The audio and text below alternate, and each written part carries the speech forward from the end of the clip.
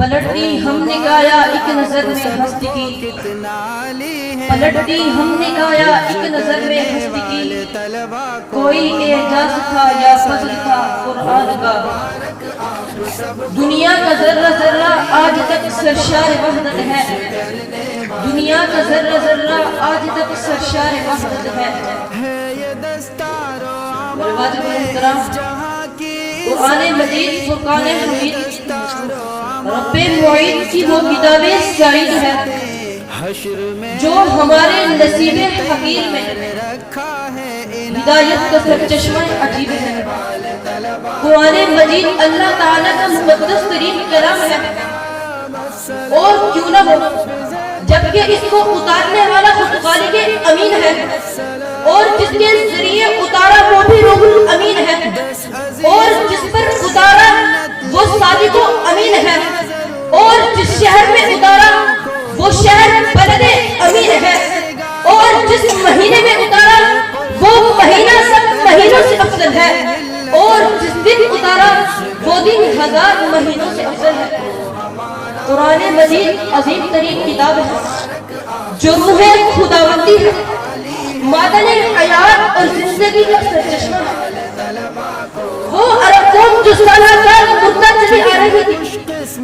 دنیا جس کو ذلیل و حقیر جانتی تھی، جس کو جوہلائے عرب کے نام سے جانتی تھی، برکت قرآن کریم کی وجہ سے صحابہ کرام کے نام سے جاننے لگی، جس کو دنیا نفرت سے یاد کیا کرتی تھی، قرآن مجید کی برکت سے انہیں رضی اللہ عنہ ورضوا عنہ کا اعزاز ملا۔ وہ قوم جو کروٹ بدلنے سے قاصر تھی اتنی قوی اور مضبوط ہو گئی کہ کیسر و کسرا کا غرور خاک میں ملا دیا اور بڑی بڑی سلطنتوں کا خطہ الٹ دیا۔ ظلم ڈھانے سے مسلمان نہیں بدلے گا، ظلم ڈھانے سے مسلمان نہیں بدلے گا، جا بھی جائے تو ایمان نہیں بدلے گا، دفن ہو جائیں گے آیات بدلنے والے، دفن ہو جائیں گے آیات بدلنے والے، کچھ بھی کر لیجئے مگر قرآن نہیں بدلے گا، کچھ بھی کر لیجئے مگر قرآن نہیں بدلے گا۔ جی وقت اب میں اپنی قوم کی طرف آتا ہوں۔ جب میں اور میری قوم اس قرآن مجید کو سمجھتے رہے تو ہم نے نیل کے ساحل سے لے کر تابقہ کاشغر تک اپنی فدا کے جھنڈے گاڑے۔ جب تک ہم قرآن مجید کو سمجھتے رہے ہمیں عزتیں ملتی رہی، جب تک میں اور میری قوم اس قرآن مجید کو سمجھتے رہے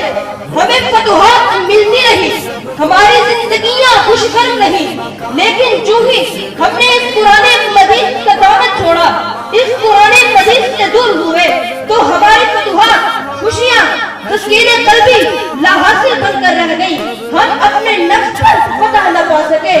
اور ہم یہ تسکین قلبی حاصل نہ کر سکے۔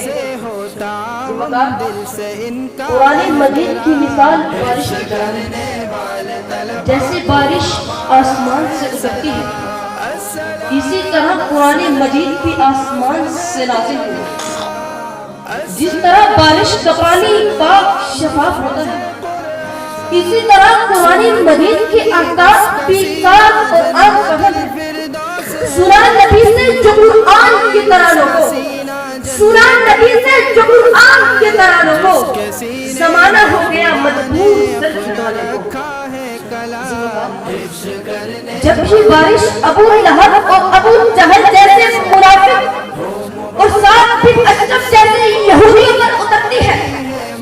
تو ان کے دلوں پر کوئی اثر نہیں ہوتا، مگر جب یہ بارش صحابہ پر اترتی ہے،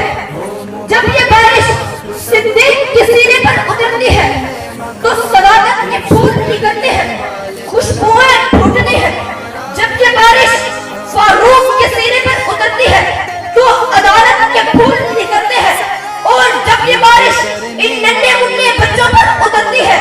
تو معاشرے کے سدھارنے والے بنتے ہیں، تو قیامت کے دن والدین کے لیے ذریعہ نجات بنتے ہیں۔ مگر میں تو یہ کہوں گا کہ تاجر آیا تو صدیق بنا دیا، نعوذ باللہ قتل کرنے کے ارادے سے آیا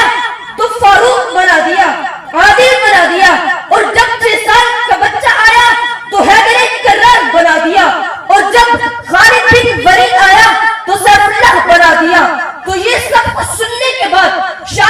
یہ کہنے پر مجبور ہو جاتا ہے کہ وہ معزز تھے زمانے میں مسلمان ہو کر، وہ معزز سے زمانے میں مسلمان ہو کر، ہم ذلیل و خوار ہوئے تارک قرآن ہو کر، ہم ذلیل و خوار ہوئے تارک قرآن ہو کر۔ والسلام۔